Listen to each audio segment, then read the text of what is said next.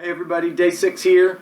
Today we're going to stick with passive range holds, but get into an internal range focus. So yesterday we worked on, once we create more space in pails and rails, what do we do to really own that space and learn how to control it? So we worked through some examples of passive range holds for hip flexion and external rotation. Today we'll do the same thing, but hip flexion and internal rotation.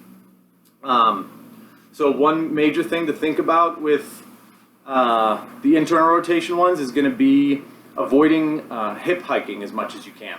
So a lot of us, myself included, because we don't have great control of our hips, especially with internal rotation, we substitute hip hiking for internal rotation. So really pay attention. What you're going to feel is instead of this hip internally rotating, you're going to also feel your quadratus lumborum and some obliques, basically hiking your hip up to substitute for that. So we want to try to stay as quiet as we can here and just focus on internally rotating through the ball and socket. I did have a really good question from someone looking for kind of a flow chart or progressions. How does this all fit together? So think of these things in two kind of buckets. One of them is going to be all cars related. So that's again expressing the joint in all of its ranges of motion. And what you do with that is basically progress your cars to kind of the next challenging level. So for the hip cars, it would look something like you're gonna start with supine or sideline, kind of a simpler version where gravity's not challenging you as much, and then move to all fours or standing, and then move to standing with some blocks. So basically you're just trying to progress the car to make it a little more challenging and force you to control a little bit more of your body. So then the other continuum is going to be pails and rails in end range motion work. So pails and rails are trying to increase the workspace in the joint, and all the stuff like passive range holds. There's passive range hovers. So basically a passive range hold where you get to your end range, and we're working on that now. The hover is basically you hold that end range and move through space. So it kind of makes sense to think, okay, I got really good at holding my hip in flexion and external rotation. Now I'm going to challenge myself to hold that while I move. Just imagine kind of the first part of the car when you go from hip flexion and external rotation and abduct out to the side. So a passive range hold would be getting yourself, passive range hover would be getting yourself to that end range and then moving through space through that. And there's other different ways to progress that. I don't know if I'll get into that just because it's pretty advanced and we're moving quick, but maybe I'll circle back in a week or two. So today, like I said, we're going to do hip flexion and internal rotation. So this is a little bit trickier. Like I said, you need to be really honest with yourself if you're hiking your hip or if you're actually internally rotating at the ball and socket. So first way of doing this, we're going to get to all fours. And all right, what I want you to think about is internal rotation here means my foot comes out and towards you. So when I internally rotated the hip, my foot comes out towards you. So one way of thinking of internal rotation is actually internally rotating the hip.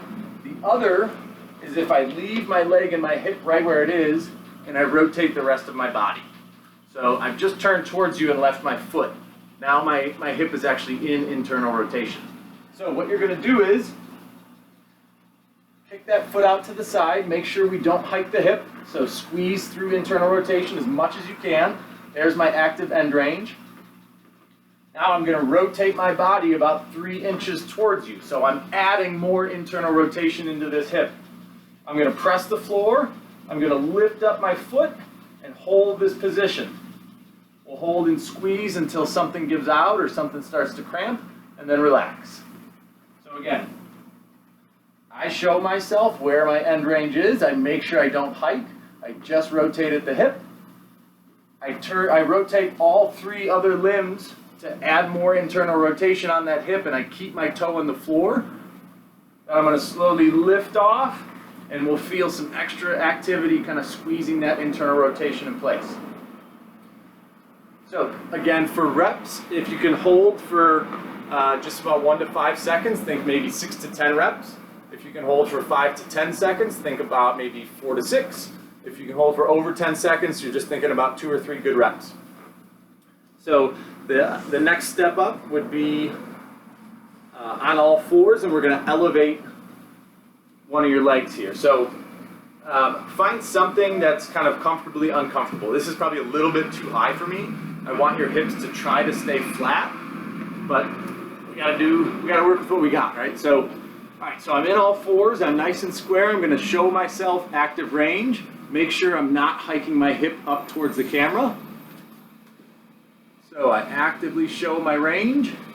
I'm gonna push with my opposite arm, reach with my same side arm, pull into a little more internal rotation, and slowly release and hold. Keep pressing the floor hard with your arms. We'll hold until that starts to give out or I cheat. So see, I'm starting to wobble. That's my sign to exit out. We'll control down. Repeat a few reps that way. The last two are going to be half kneeling and then just a standing variation. So for half kneeling,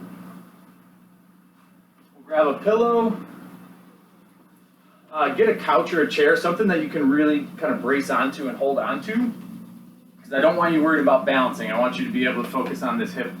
So we get to our end range of motion, squeeze myself tight and tall. So here's my active end range. I'm going to pull into a little bit more. Make sure I don't lean away. Stay nice and tall. We pull to add, hold, watch the hip hike, and release. That's half kneeling. Last variation is just a variation on the car, basically. So use my door frame to brace. I work through, find my active end range, add a little bit more, hold in place.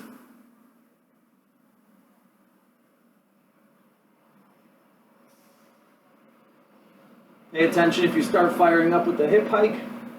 When you run out of juice, go ahead and control it down. So those are the 4 variations for internal rotation. I forgot to mention it at the beginning, but do cars and pails and rails before this. Always shoot me with any questions, and I will see you tomorrow. Tomorrow I'm going to cover just some general squats, tipping birds, exercises, and kind of what I want you to feel after doing pails and rails to really take advantage of that new space. Thanks.